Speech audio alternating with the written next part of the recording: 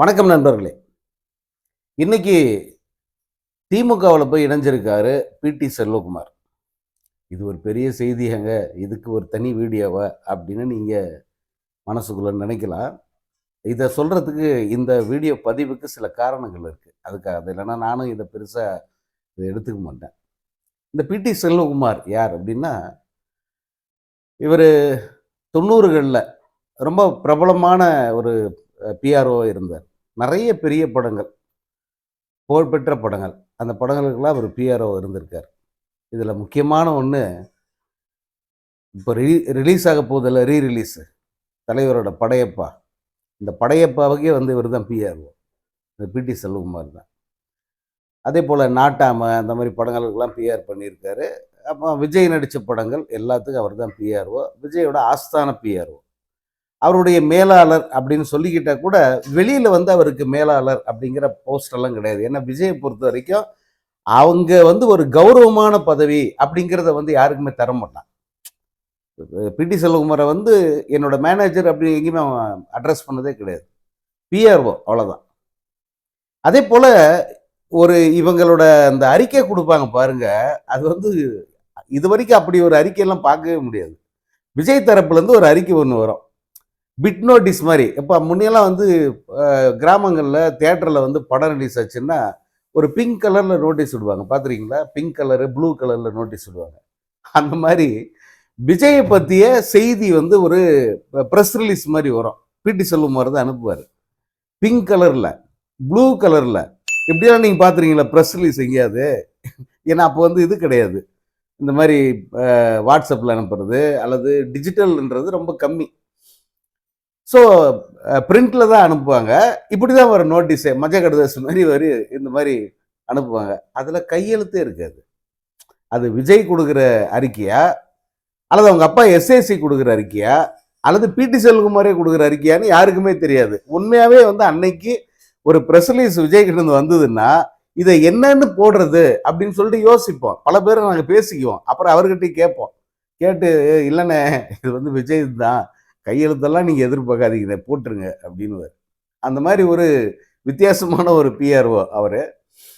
ஆனா விஜய்க்கு வந்து ஒரு அந்த ஒரு பிம்பத்த கட்டமைக்கிறதுல வந்து மிகப்பெரிய உழைப்பு பிடி செல்வகுமார்.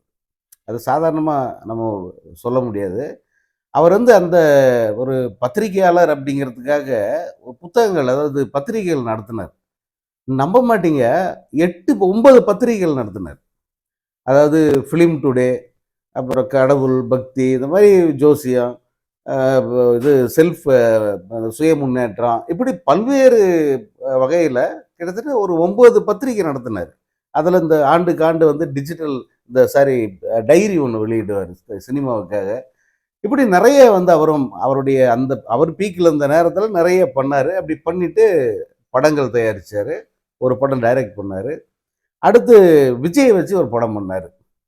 எப்படி விஜய் எப்படின்னா, தன் கண்ணெதிரில் தன் மூலமா ஓரளவுக்கு வெளிச்சத்துக்கு வந்த ஒருத்தன் ஓஹோன்னு வந்தா வந்து விஜய்க்கு பிடிக்காது. இது பலமுறை பலரும் சொல்லியிருக்காங்க. இதே பிடி செல்வகுமாரும் சொல்லியிருக்காரு. "ஓ! அவன் நல்லா சம்பாதிக்கிறானா? கையில இவ்வளோ காசு இருக்கா? மாமன உன்னை காலி பண்ணிடலாம்டா." அப்படின்ற மென்டாலிட்டி வந்து விஜய்க்கு உண்டா. ஏன்னா எப்படிப்பட்ட ஒருத்தன் அரசியலுக்கு வரான், எப்படிப்பட்டவன் வந்து அதிகாரத்தை கைப்பற்றணும்னு நினைக்கிறான்னு புரிஞ்சுக்கிறதுக்காக தான் இதெல்லாம் சொல்றேன். அப்போ இது வரைக்கும் இது தெரியாதா உனக்கு? ஏன் சொல்லலைன்னா, இது நம்ம இது சொல்ல தேவையில்ல. ஏன்னா பிடி செல்வகுமாரே வந்து அதை பத்தி பெருசா சொல்லாம அவர் பாட்டுக்கு அமைதியா ஒரு கலப்பை மக்கள் இயக்கம்னு ஏதோ ஒன்று நடத்திக்கிட்டு இருந்தாரு. நம்ம அதை பத்தி பேச தேவையில்ல. அது ரொம்ப பர்சனலா போயிடக்கூடாதுன்னு நினைச்சேன். இன்னைக்கு வந்து அவரே எல்லாத்தையும் திமுகவில் ஜாயின் பண்ணிட்டாரு. திமுகவில் ஜாயின் பண்ண பிறகு வந்து பல விஷயங்களை வந்து அவர் பேசுறாரு. அதெல்லாம் அப்புறம் பேசலாம். இதை ஏன் சொல்றேன்றதுக்கு சொல்றேன். அப்போ இவர் என்ன பண்றாருன்னா, படமும் தயாரிக்கிறான், டைரக்ஷன் வேற பண்றான். இவனை வந்து அப்படி இழுத்து அதில் கோத்து விடலான்டான்னு சொல்லிட்டு இந்த ஒரு படத்தை நான் கால் ஷீட் தரேன், நீங்கள் ஒரு படம் பண்ணுங்க. ஏன்னா விஜய் வந்து பண்ணுறது எல்லாமே இப்படித்தான். அவங்க அவங்க சொந்தக்காரரை வச்சு ஒரு படம், அதுக்கு வந்து மறைமுகமாக விஜய் தான் ப்ரொடியூசர். அதே போல் அவனுடைய மேனேஜரை வச்சே படம், அதுக்கு மறைமுக ப்ரொடியூசரே இவனே தான். அந்த மாதிரி அதுதான் விஜயோட பேட்டர்ன். அதுக்கு சொல்கிறேன். இதில் இந்த புலி படத்தை அப்படி தான் வந்து தயாரிக்க வைக்கிறான். அவரும் வந்து ஆழம் தெரியாமல் காலை விடுற மாதிரி அந்த படத்துக்கு வந்து மிகப்பெரிய செலவு செஞ்சு ஸ்ரீதேவி எல்லாம் கூப்பிட்டு வந்து அந்த படத்தை வந்து எடுத்தாங்க. அது வந்து தவளைய நாக்கால நக்கி ஒரு வழியா வந்து அந்த படத்தை பார்க்குறவனே அருவருப்படைய வைக்கிற அளவுக்கு ஒரு மோசமான படமா போயிடுச்சு. படத்தை உட்காந்து பார்க்க முடியல. பார்த்தவங்களுக்கு தெரியும் அது எவ்வளோ கொடுமையான அனுபவம்னு சொல்லிட்டு தயாரிச்ச பிடி செல்வகுமாரே சொல்லிட்டாரு. அது மிக கொடூரமான படம் சார். கொடுமையான படம். எவ்வளோ ஒரு புதுமையா நிறைய பண்ணணும்னு நினைச்சோம். ஸ்ரீதேவியெல்லாம் திரும்ப கூப்பிட்டு வந்தோம் தமிழுக்கு. என்னென்னவோ செஞ்சோம். கடைசியில வந்து அது ஒரு மோசமான படமா போச்சு. என்ன வந்து இன்னைக்கு வரைக்கும் அந்த புலி கடிச்சுக்கிட்டே இருக்கு அப்படின்னு சொல்றாரு. புலி இன்னும் எனக்கு துரத்துது, என்ன கடிக்குது. அதை விட ஒரு கேவலமான அனுபவம் எதுவும் இல்லை அப்படின்னு அவர் சொல்லிட்டார்.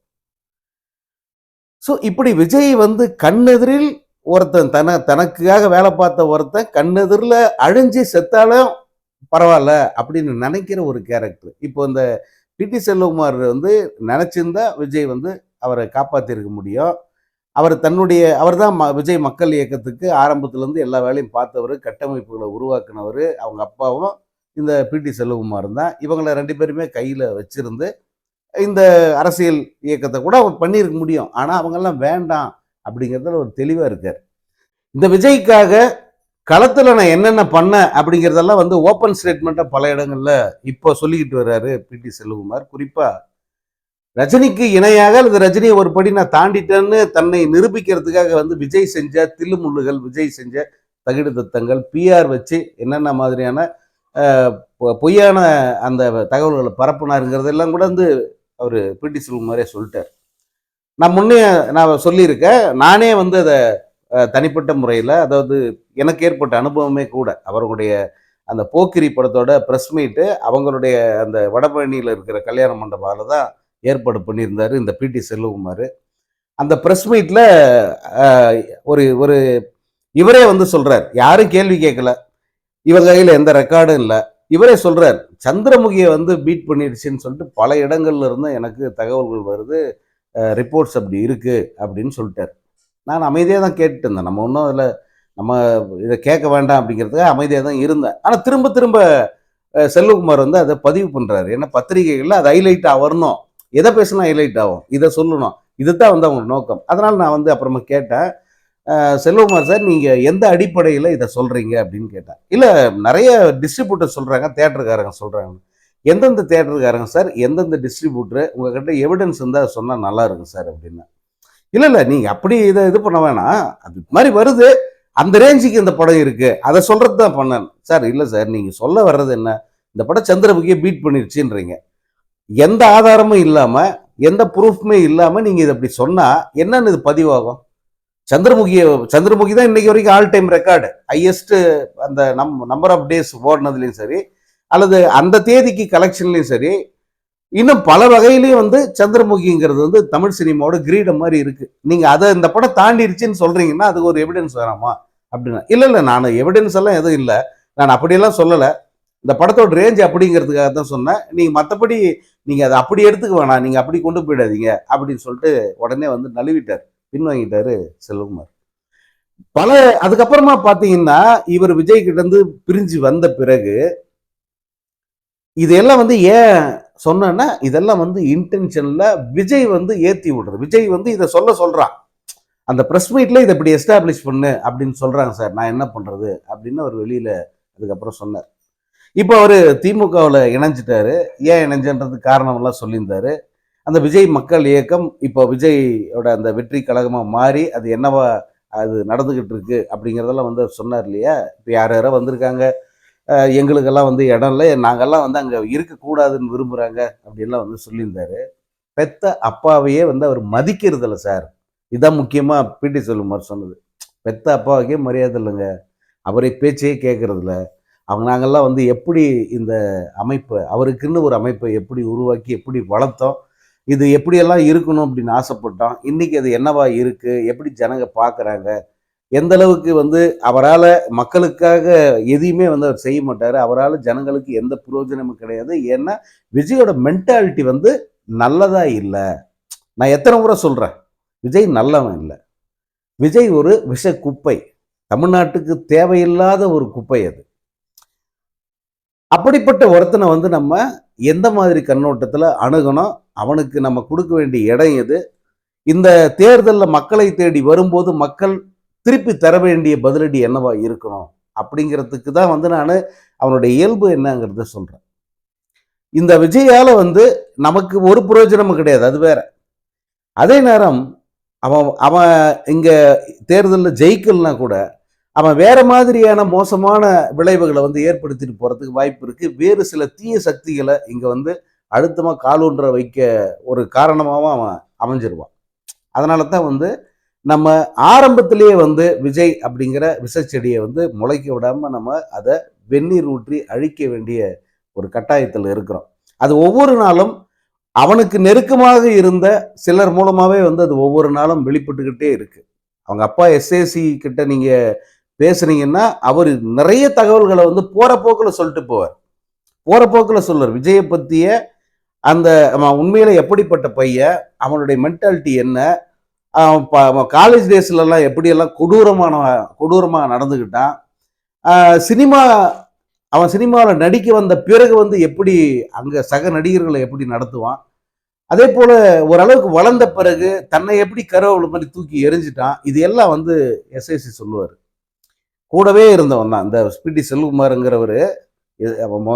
அவர் படம் அவங்க அப்பாவுக்கு ஆரம்ப காலத்துலேருந்தே அவர் தான் பிஆர்ஓ மேனேஜரு, அதே போல் எக்ஸிபிட்டரு. படத்தை வந்து ரிலீஸ் பண்ணி கொடுக்குற வரைக்கும் வந்து அவர் தான் பண்ணுவார், பிடி செல்வகுமார் தான் பண்ணுவார். இந்த விஜய் கிட்டேருந்து பிரிஞ்சு வந்த பிறகு கூட எஸ்ஏசி எடுத்த அத்தனை படங்களுக்கு வந்து டிஸ்ட்ரிபியூட்டரு, அதே போல் படத்தை ரிலீஸ் பண்ணி கொடுக்குறதெல்லாம் யாருன்னா பிடி செல்வகுமாரை தான் இருந்தார்.